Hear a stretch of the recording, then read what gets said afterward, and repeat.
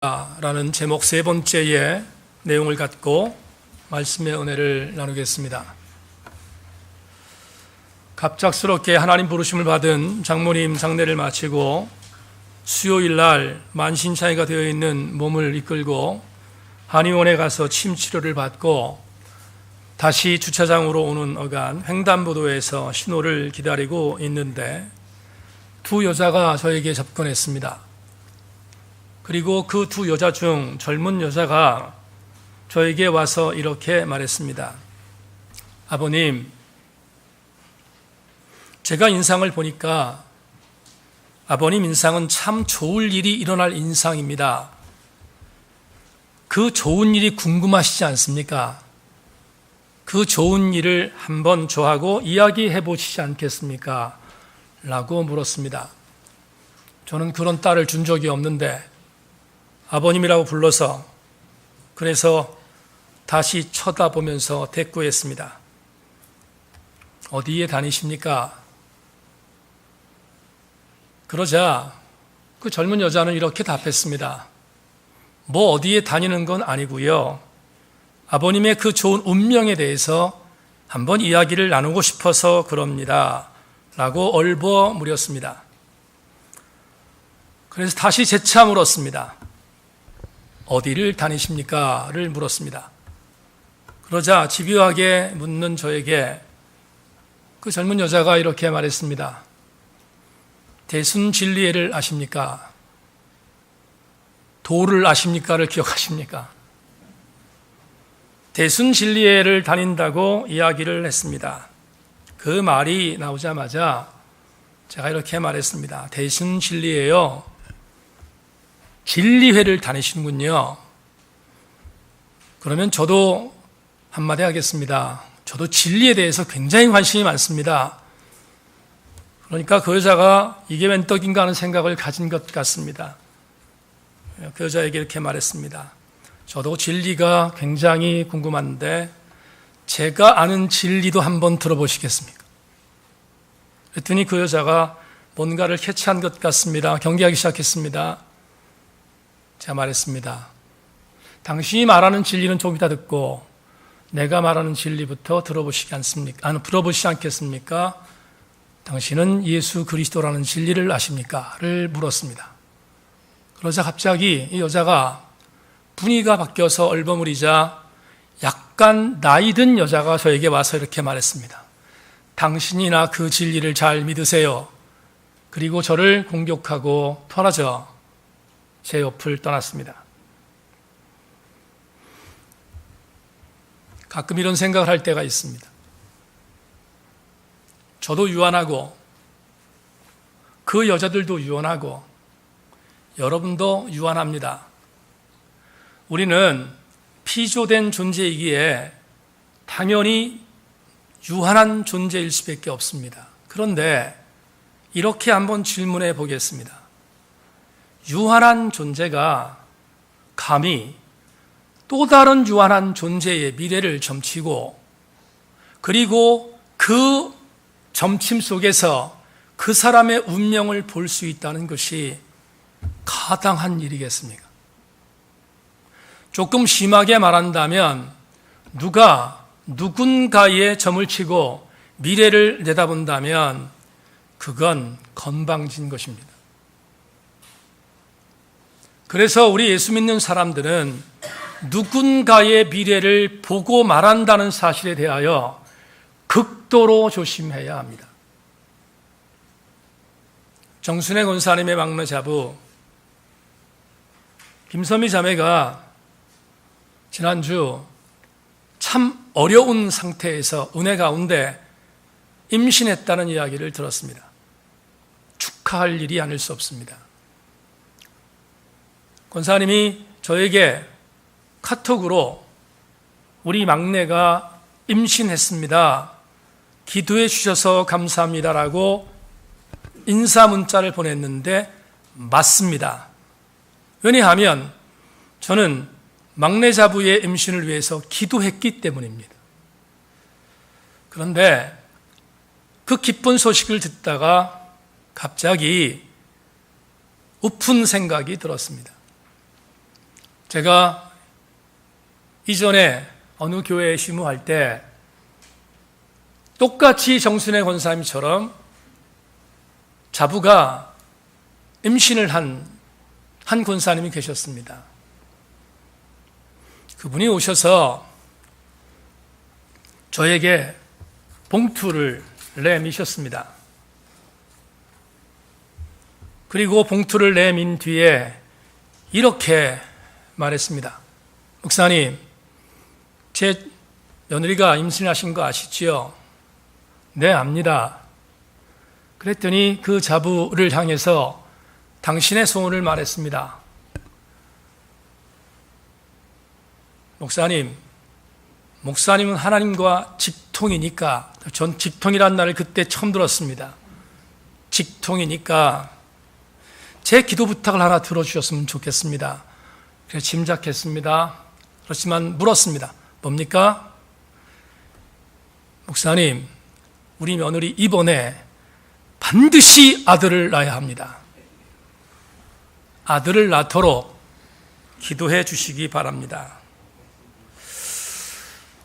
얘기를 듣고 봉투를 돌려드리면서 이렇게 말했습니다. 권사님, 제가 이 봉투를 받을 수가 없습니다. 그리고 한 가지 약속합니다. 권사님 자부가 건강하게 출산할 수 있도록 기도하겠습니다. 그런데 아들을 낳게 해달라는 기도는 하지 못하겠습니다. 그리고 이렇게 말했습니다.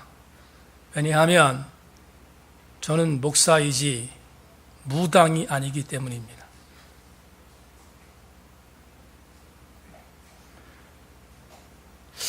산부인과 의사들이 아들 낳는 방법을 요즘에 가르쳐 줍니까? 그러면 산부인과 의사한테 가는 것이 100번 낫지 않겠습니까? 저는 아들을 낳게 할 능력이 없습니다. 왜냐하면 저는 굿거리에 맞춰서 굿하는 무당이 아니기 때문입니다. 오늘 여러분과 함께 5번째, 6번째 은사에 대하여 공부하려고 합니다. 그런데 설교의 서두에 이 이야기를 한 이유는 오늘 여러분과 함께 생각해 볼 5번째, 6번째 은사도 우리 한국교회 성도들에게 대단히 관심이 많은 은사이기 때문입니다. 오늘 10절 전반절에 이렇게 바울이 고린도 교회에 무질서한 성도들 향해서 편지했습니다. 어떤 사람에게는 능력 행함을, 어떤 사람에게는 예언함을. 오늘 여러분과 함께 생각해 볼 2가지 은사는 바로 이것입니다. 예언함과 능력 행함입니다. 그런데 순서는 5번째가 능력 행함이고 6번째가 예언이라고 하는 것이 나왔지만 오늘 여러분에게는 반대로 예언부터 이야기하고자 합니다. 자, 이제 본론으로 들어가야 되겠는데 제가 미리 선입관이 있어서 여러분과 함께 당부드리면서 본문을 해석하겠습니다. 예언함이라는 은사를 공부하는 것은 사실은 오늘이 처음이 아닙니다. 저와 함께 크로세이와 양육과 여러 가지의 소그룹 성경 공부를 행했던 분들은 이미 이 얘기에 대하여 들었습니다. 그런데 공예배를 통하여 예언에 대한 이야기를 하는 것은 처음이기에 예언함에 대한 오늘 담임 목사의 신학적인 해석을 명확하게 기억해 주기를 부탁하고, 여러분, 제가 손을 들 수밖에 없는 것이 있습니다. 오늘 예언함의 은사를 담임 목사가 설교했음에도 불구하고 나는 나대로 믿겠다는 사람은 어쩔 수 없습니다. 그러나 나는 나대로 그동안에 들었던 풍월로 믿었던 예언을 사수하는 분은 어쩔 수 없지만 오늘 여러분과 함께 나눈 예언은 성서적 신학적 바탕을 떠나지 않는 대단히 중요한 은사를 지금부터 말씀드리려고 하기에 가슴을 열고 잘 받아주시기를 소망합니다. 여러분과 나눌 다섯 번째의 은사, 예언함입니다. 이 예언함이라는 은사를 지금부터 주목할 필요가 있습니다. 예언이라고 하면 우리가 일반적으로 갖고 있는 선입관이 있습니다. 예언이라고 하면 앞에 있는 것을 내다본다라는 의미로 해석하기 때문입니다. 그런데 놀라운 것은 성경은 앞에 있는 것을 내다본다는 뜻으로 예언을 사용한 적이 없다는 것입니다. 다시 예언함이라는 오늘 본문의 이 단어를 깊이 연구하겠습니다. 고린도전서 12장 10절에 나오는 예언함이라는 단어를 헬라 원어 성경을 보면 프로페테리아라는 단어를 사용하고 있습니다. 이 프로페테리아라는 단어는 두 가지의 단어가 합쳐진 단어입니다. 프로라는 단어와 페테리아라는 단어가 합쳐진 합성어입니다. 그런데 이 두 단어의 의미가 대단히 중요합니다. 일반적으로 영어 단어에서 프로 그러면 앞서라는 단어로 해석하지만 그러나 헬라어 전치사 프로는 앞서가 아닙니다. 헬라어 단어 프로라는 전치사는 앞서라는 단어로 사용되기보다는 무엇을 대신하여 라는 단어로 사용되는 단어입니다. 그렇다면 페테리아라고 하는 이 단어의 프로는 무엇을 대신하여 라는 의미를 갖고 있는 전치사와 그 다음 페테리아라는 단어, 이 단어는 영어로 말하면 스피커입니다. 말해주는 사람입니다. 그렇다면 페테리아라는 단어를 프로와 함께 본다면 이 예언함이라는 단어를 해석하는 것은 이렇게 해석하는 것이 정확한 해석입니다. 오늘 고린도전서 12장에 나오는 이 예언하다는 이 단어는 누군가 어떤 사람이 대신하여 말하는 사람이라는 의미를 갖고 있는 것이 예언자라는 의미이고, 예언이라는 의미는 뭔가를 대신하여 전한다라는 의미를 갖고 있습니다. 조금 더 깊이 들어가겠습니다. 여러분, 출애굽기 7장 1절을 읽어드리겠습니다. 이렇게 기록되어 있습니다. 여호와께서 모세에게 이르시되 볼지어다 내가 너를 바로에게 신같이 되게 하였은즉 내 형 아론은 내 대언자가 되리니. 이 구절에서 대언자라는 단어를 설명하겠습니다. 대언자, 히브리어로 나비라고 합니다. 그런데 여러분 구약 성경은 히브리어로 기록되지 않았습니까? 그런데 이 기록된 히브리어를 헬라 사람들이 읽을 수가 없어서 헬라 사람들이 읽도록 히브리어 성경을 헬라어로 번역한 성경을 우리가 70인의 역이라고 하는데, 이 70인의 역에 나비라는 히브리어를 뭐라고 번역했는가? 프로페테리아라고 번역했습니다. 그렇다면 나비와 프로페테리아라는 말은 같은 의미를 갖고 있는 의미일 것인데, 여러분, 나비를 출애굽기 7장 1절에서 대언자라고 번역했다면 대언자라는 단어는 예언자라는 단어와 똑같은 의미일 것입니다. 여러분에게 이렇게 한번 해석하겠습니다. 출애굽기 7장 1절이 뭔가? 좀 전에 읽어드렸지만 하나님께서 모세를 부르셨습니다.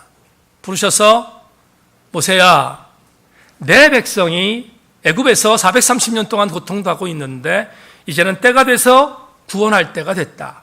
내가 너를 보내겠다.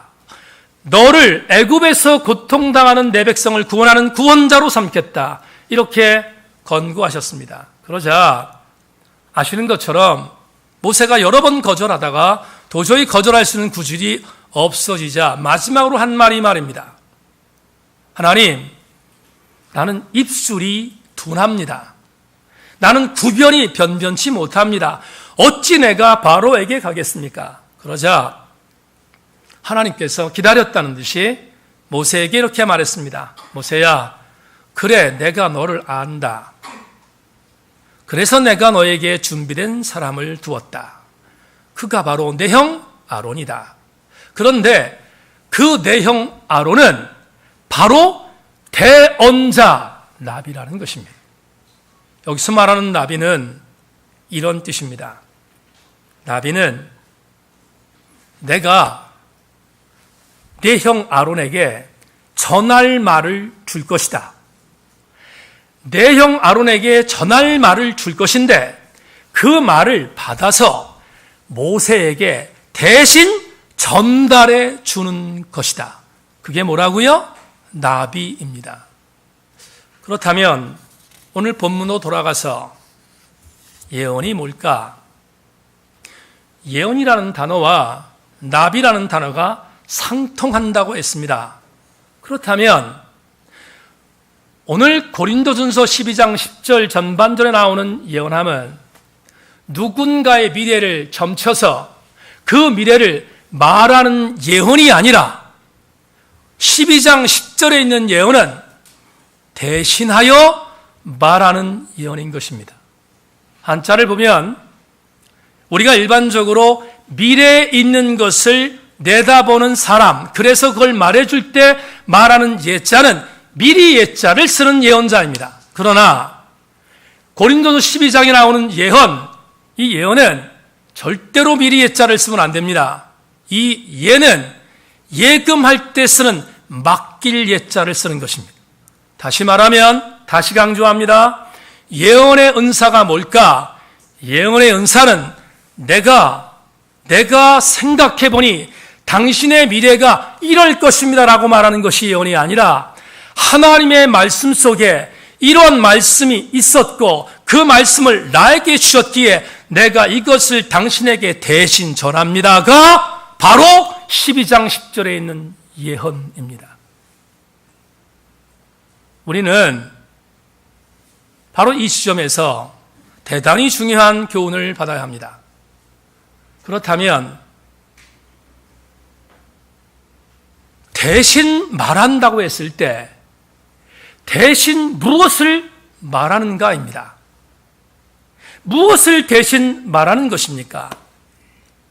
다음 주에 마지막 네 번째 은사에 대한 얘기를 하면 전부 다 이해하시겠지만 이미 우리는 첫 번째 은사부터 오늘 여섯 번째 은사까지 눈치 빠르신 분들은 벌써 캐치하셨겠지만 이 은사가 하나의 맥을 관통하고 있다는 것입니다. 여러분, 첫 번째 은사와 두 번째 은사가 무엇이었습니까? 지혜의 말씀과 지식의 말씀이었습니다. 오늘 예언의 은사는 지혜의 말씀과 지식의 말씀을 받아 그 말씀을 대신 전하는 은사입니다. 그렇다면 우린 대단히 중요한 교훈을 얻게 됩니다. 일반적으로 교회를 어지럽게 만드는, 일반적으로 교회를 무질서로 몰아가는, 교회를 덕을 세우지 아니하고 교회에 여러 가지 문제점을 일으키는 일체 예언은 대신 말하는 예언이 아니라 말씀을 배제한 본인의 주관적 생각에 미리 말하는 예언이지 않겠습니까?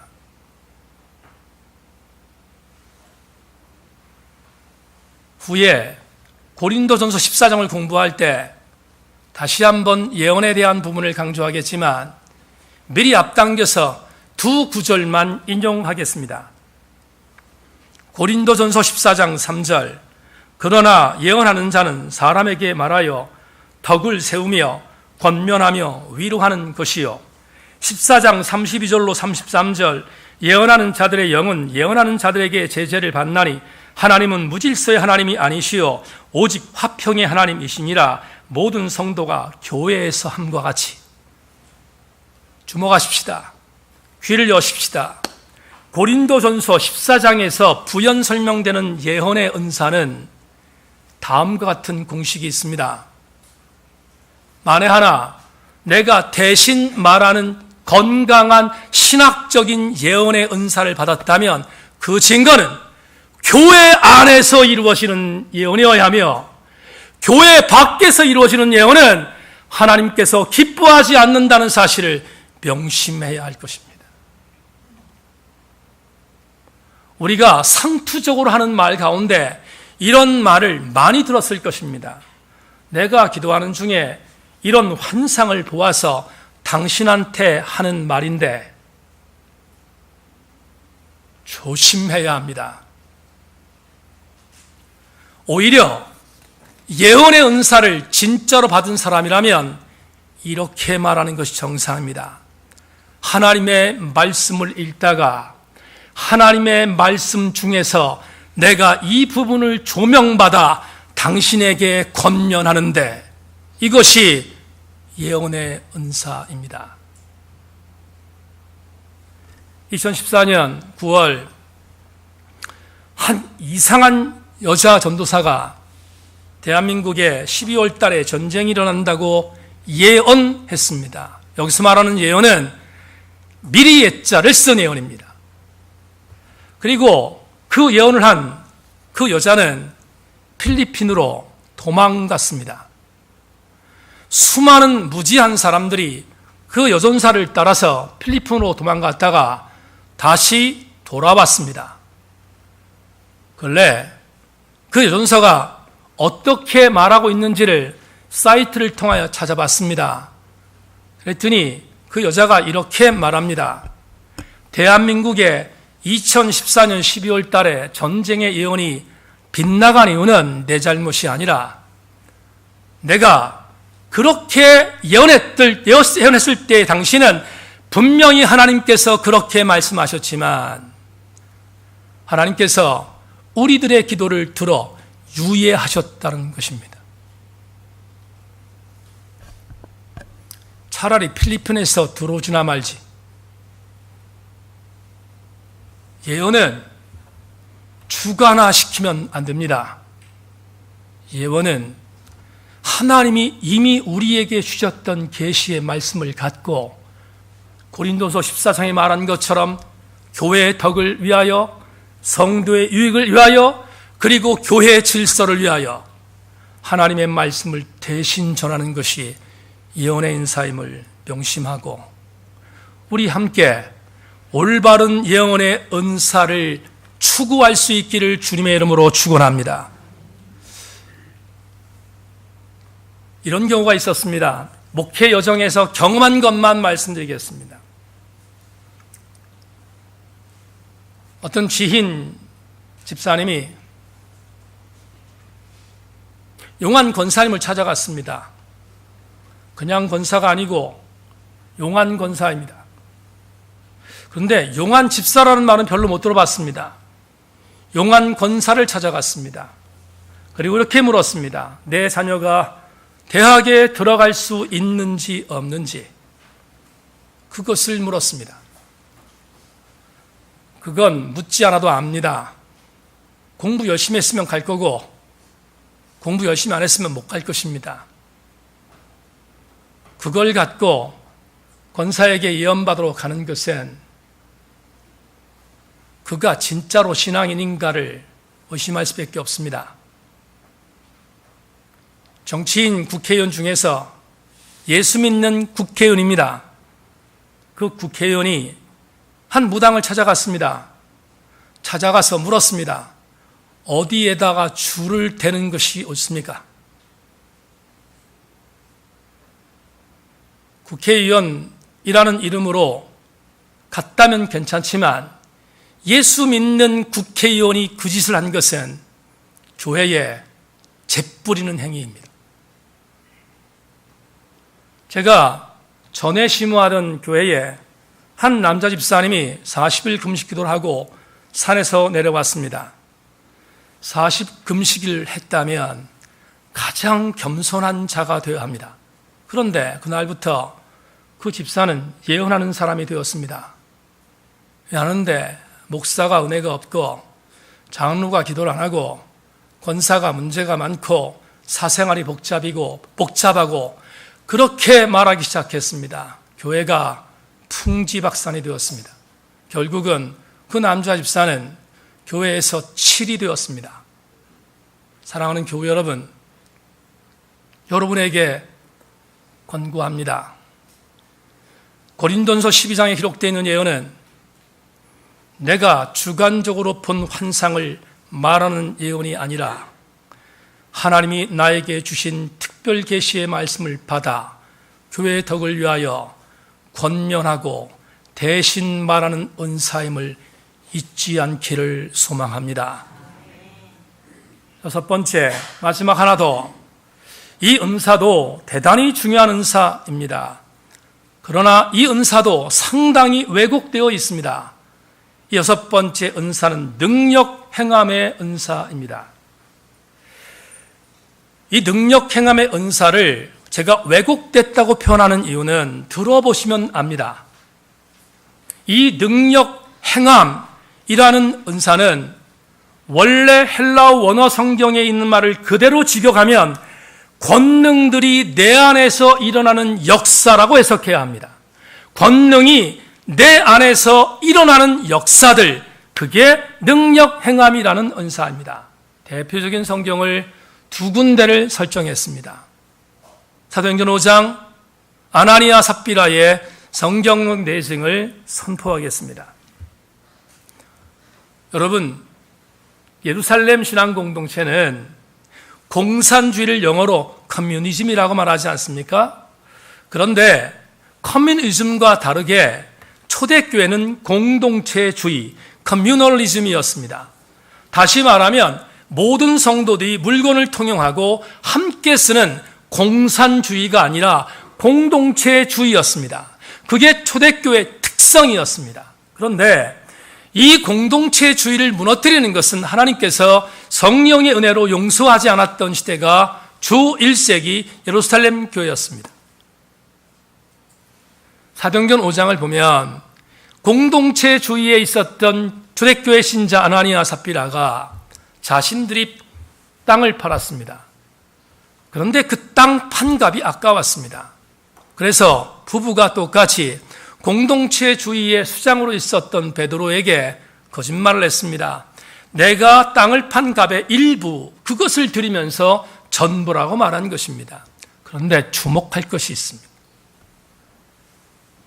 땅 판 값을 거짓으로 속여 하나님께 드렸다는 그것 갖고 베드로가 너희들이 공동체주의를 무너뜨렸구나.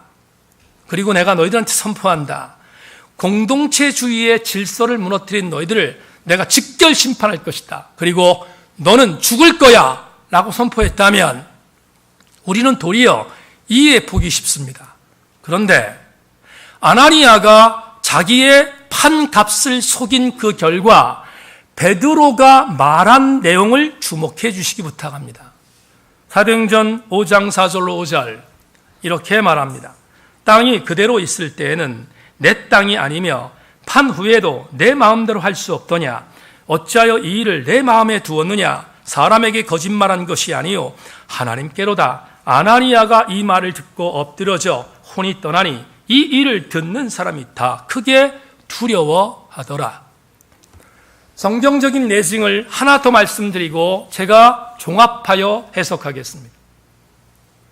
마찬가지 사도행전 사역을 여러분과 함께 나누기를 원합니다. 여러분, 사도 바울이 1차 전도 여행을 시작했습니다. 수리 안디옥 교회에서 바나바와 함께 선교사로 파송을 받고 여러 곳을 다녔습니다. 실루기아를, 구브로를 그렇게 거쳐가면서 바보라는 섬에 도착했습니다. 여러분, 섬 이름이 바보입니다. 바보라는 섬에 도착했습니다. 그런데 그 바보라는 섬을 통치하고 있었던 당시의 권력자 총독 서기오 바울이 전하는 복음을 듣고 나서 마음이 움직였습니다. 그리고 그 복음을 듣고 싶었습니다. 그래서 서기오 바울의 복음을 듣고 그를 초청해서 하나님 말씀을 들으려고 하는데 그 바보라는 섬에 박수무당이 한 명 있었습니다. 그 사람의 이름은 엘루마입니다. 박수무당이 서기오 바울이 하나님의 말씀을 듣는 것을 방해합니다. 그러자 서기오 바울이 잘못하면 하나님 말씀을 들을 기회를 잃어버릴 것을 예상했던 바울이 박수 엘루마에게 선포한 말씀을 귀담아 들어주시길 바랍니다. 사도행전 13장 10절로 11절 이르되 모든 거짓과 악행이 가득한 자요 마귀의 자식이요 모든 의의 원수요 주의 바른 길을 굽게 하기를 그치지 아니하겠느냐. 보라 이제 주의 손이 내 위에 있으니 내가 맹인이 되어 얼마 동안 해를 보지 못하리라 하니 즉시 안개와 어둠이 그를 덮어 인도할 사람을 두루 구하는지라.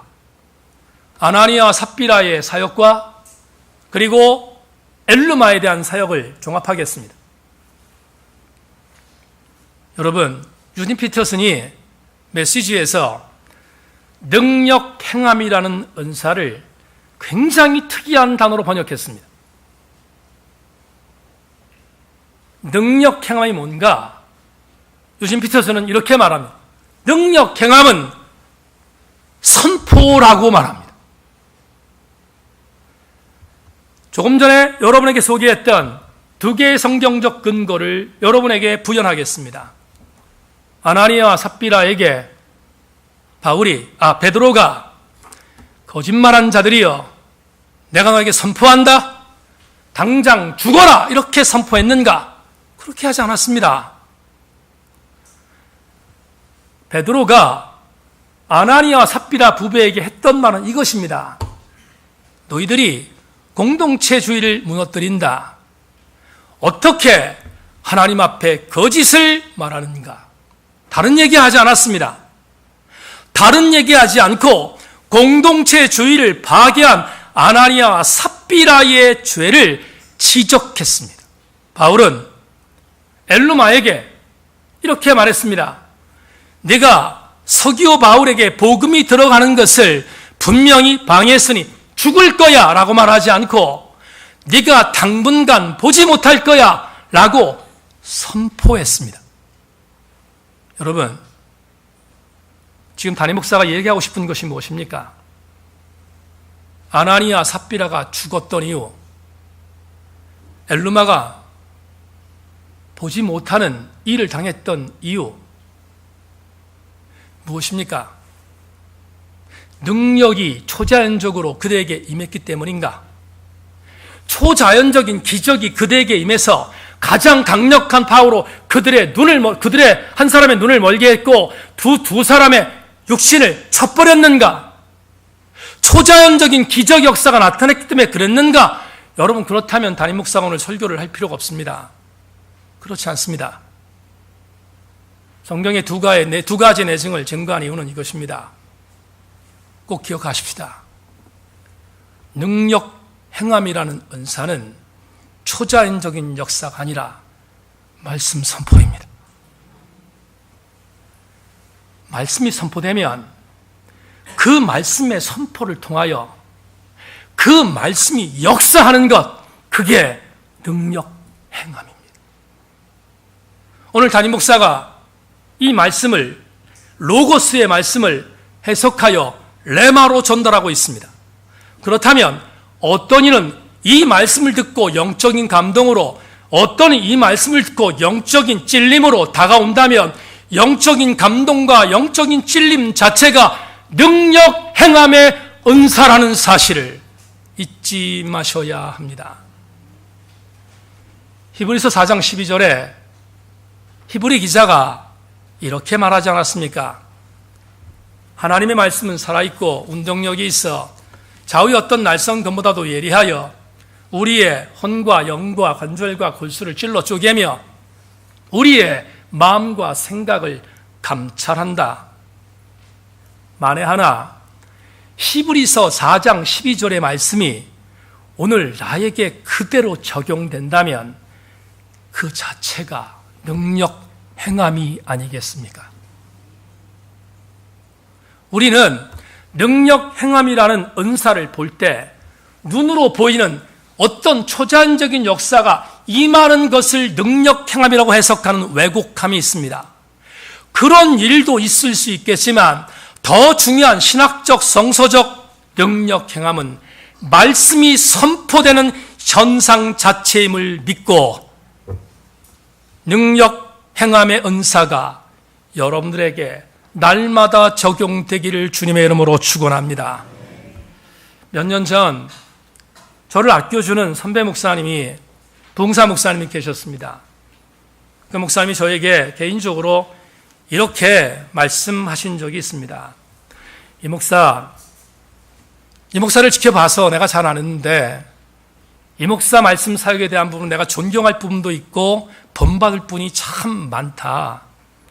그런데 이 목사의 목회 사역을 보면서 그 말씀 사역에 대한 부분들을 보면 정말로 본받고 싶은데 근데 아쉬움이 있어. 이 목사, 그 말씀 사역에 성령의 치유 사역이 들어가면 날개 돋친 것처럼 이 목사 사역이 승리할 거야. 그러면서 저에게 그분이 이렇게 말했습니다. 성령의 치유 사역이 약하니까 성령의 치유 사역을 배울 수 있는 부흥사학교에 들어올 수 없겠는가를 물었습니다. 그 이야기를 듣고 그 선배 목사님의 이야기를 들은 뒤에 정중하게 거절했습니다. 교만해서가 아니라 정중하게 거절한 이유는 두 가지 이유 때문입니다. 첫째, 저는 그 선배 목사님과 달리 말씀 사역과 성령의 치유 사역이 이원론적으로 구분되지 않는 것임을 믿기 때문입니다. 둘째, 누군가에 의해서 가르침을 당하여 받는 성령의 치유 사역이라면 이미 그것은 사기이기 때문입니다. 교우 여러분, 말씀 선포의 능력이 임하면 치유도 임하는 것이고 치유가 임하는 그곳에는 항상 말씀의 능력이 임하는 것임을 잊지 않기를 소망합니다. 오늘 우리 교우들에게 참 예민한 두 가지의 은사를 교훈했습니다. 교훈하면서 마지막으로 드리고 싶은 은혜가 있습니다. 여러분, 건방져서 드리는 말씀이 아닙니다. 이건 주존심을 갖고 드리는 말씀입니다. 만에 하나 능력 행함의 은사를 받고 싶다면, 만에 하나 예언함의 은사를 받고 싶다면 여러분들은 정말로 굉장히 중요한 선택을 한 것입니다. 왜냐하면 이 목사가 믿기에 능력 행함의 은사와 예언함의 은사가 하나님의 교회를 통하여 날마다 새인교회에서 공급되고 있기 때문입니다. 그렇다면 딴 데 눈을 돌리지 마십시다. 혹하지 마십시다. 영한 권사를 찾아가지 마십시다. 만에 하나 하나님의 교회에서 이 은사가 충만한 것을 믿는다면 여러분은 오늘 예배를 통하여, 내일 예배를 통하여, 모레 예배를 통하여 하나님의 살아계신 말씀이 여러분의 영과 혼과 관절과 골수를 찔러 쪼개며 마음 뜻과 마음을 감찰하시는 그 능력이 오늘 하나님의 교회에서 일어남을 믿고 우리 교회 은사 충만하되 예언의 은사 충만함, 그리고 능력 행함의 은사가 충만한 우리 새인교회 되기를 주님의 이름으로 축원합니다. 기도합시다. 하나님, 오늘 주신 말씀을 가슴에 담았습니다. 육비에 새겼습니다. 새인교회